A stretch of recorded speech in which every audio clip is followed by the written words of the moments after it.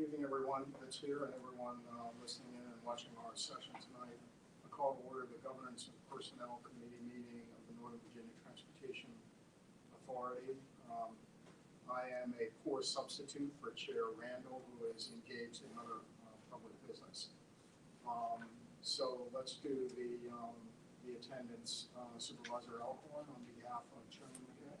Yes. Here, thank you. Chair Wheeler. Here. Here as well.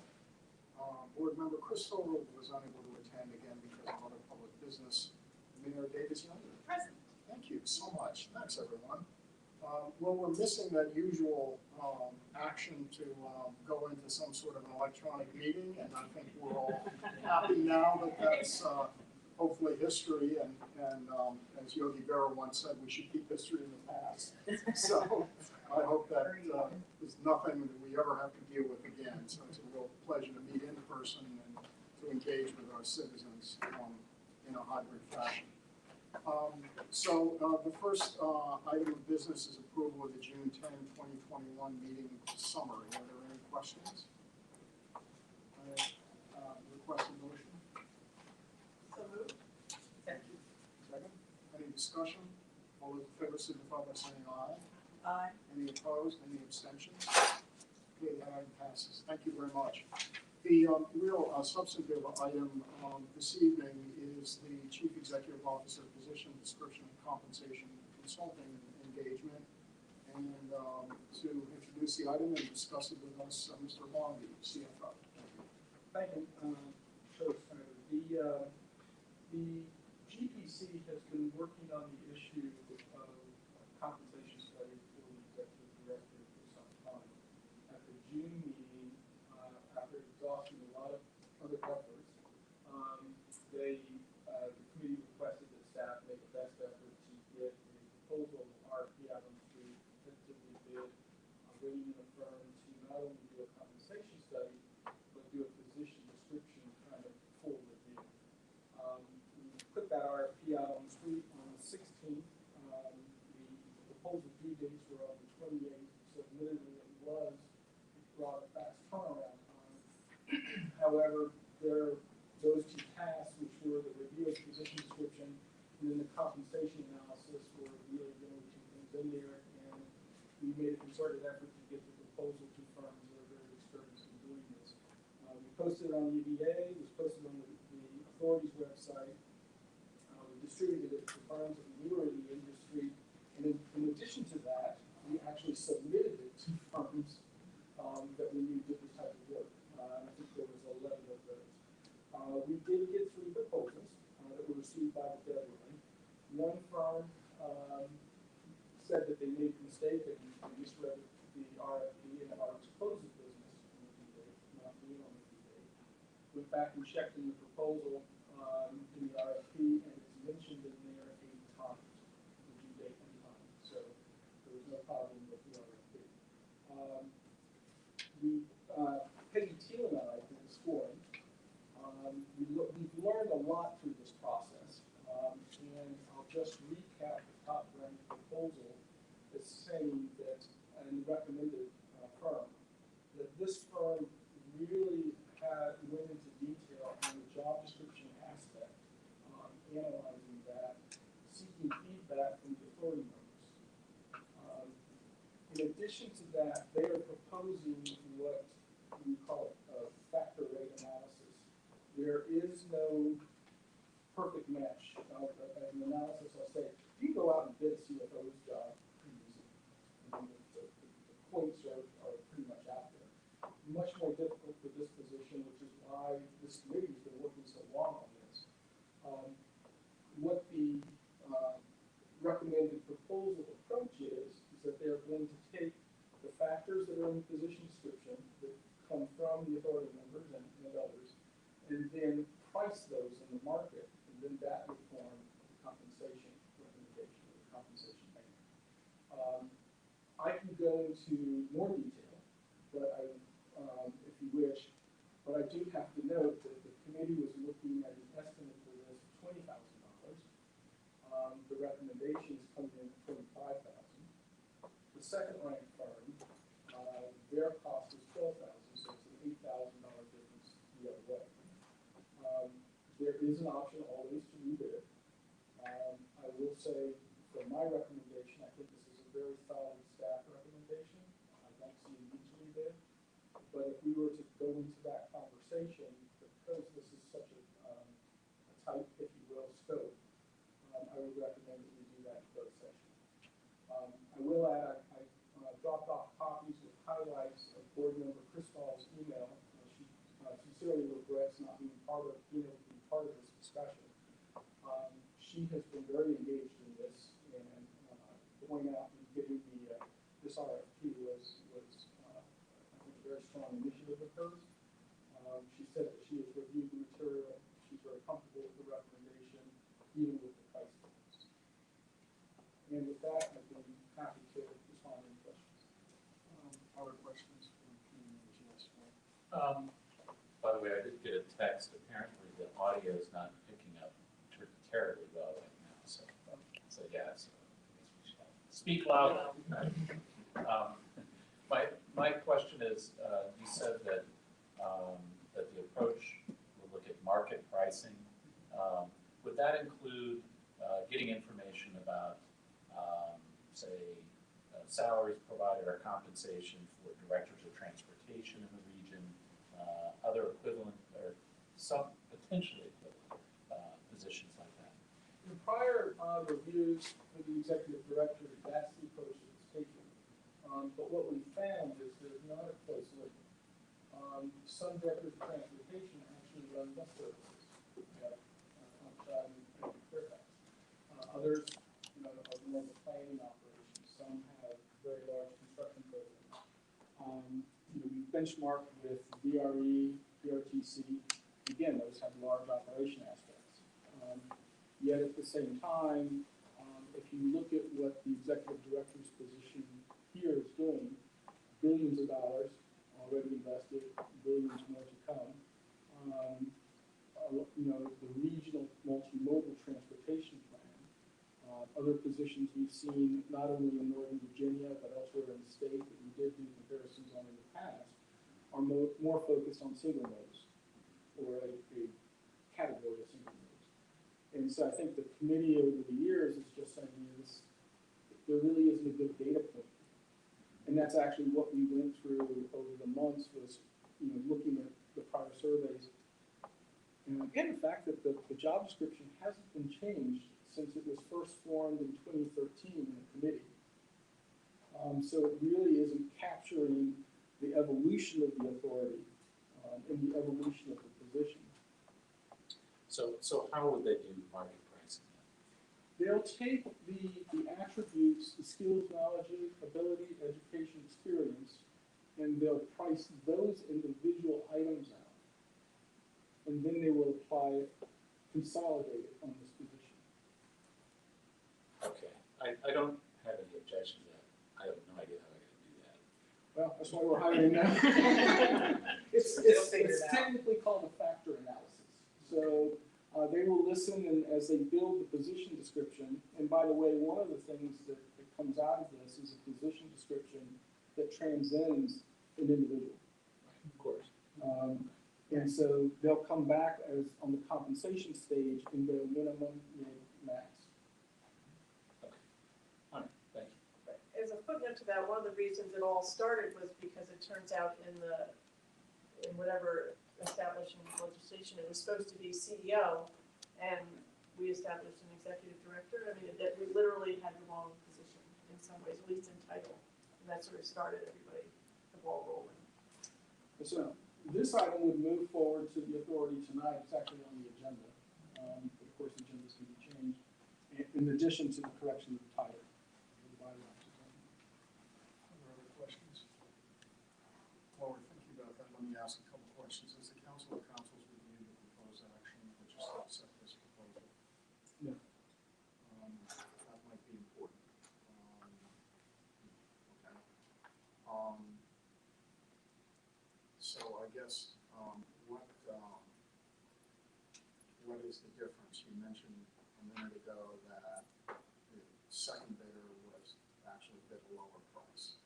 So what is the value add from this proposal? The second bidder takes an approach on the job description that less is more, and then proposes a factor analysis, but I can't see how you can do a factor analysis and be moving into the realm of maybe a 3-paragraph job description.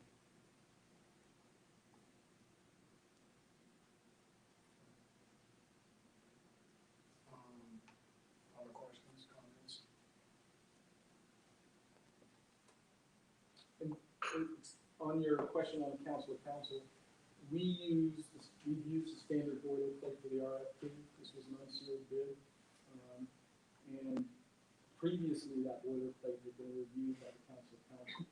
The RFP, the proposal, we need changes, and we made no changes to either the RFP or the best and final offer from the vendor.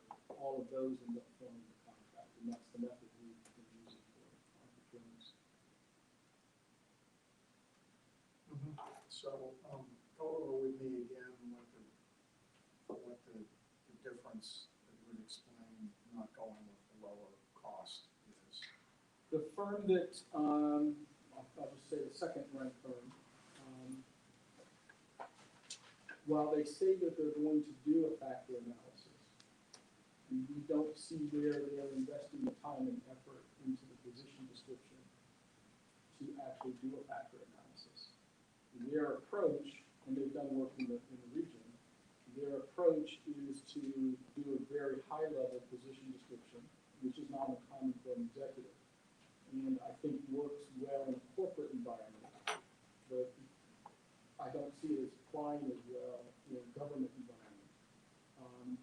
And in addition to that, I can't see how you could come up with a one-page job description and then take from that job description and do the factor analysis that ultimately is going to, since there is no benchmarking against other positions, we've tried that actually for a couple of years, you've got to take the attributes of the position, put a value on them, which is the factor analysis, and then combine that into the recommendation. So it's kind of like instead of benchmarking against another CFO, which, you know, we compare balance sheets and stuff like that, different risk mitigation and risk measures, debt equity ratios, makes it easy for a CFO. There's none of that for this position. So you have to take the individual attributes that ultimately the largest amount of the input is going to come from the authority members. And then, in a way that they have a way of doing, they will go out and put a price on those and then come back with a combination of them.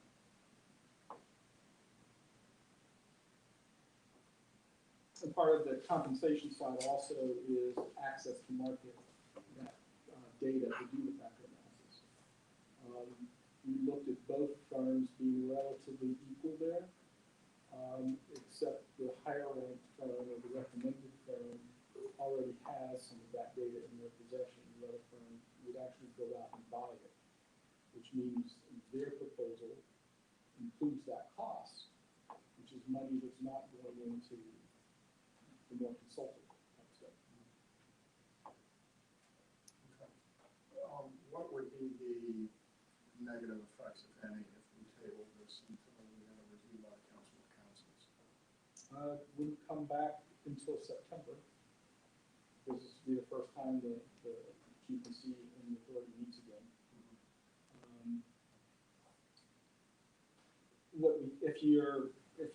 If you want, we could modify the motion to say as approved by the Council of Council.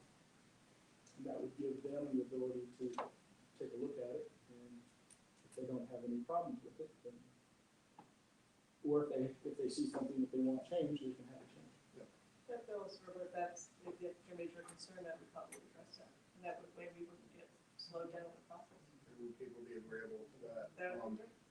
Well then, is there any further discussion? No, I appreciate you doing that. I mean, I would appreciate some additional eyes on this, because we're talking about, in effect, a black box process that probably needs a little more questions on.